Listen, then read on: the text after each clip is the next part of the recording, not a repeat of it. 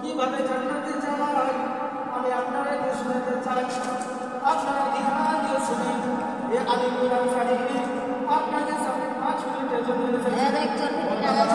ও আমার বন্ধুরা ভাইরা শুনে যান আল্লাহ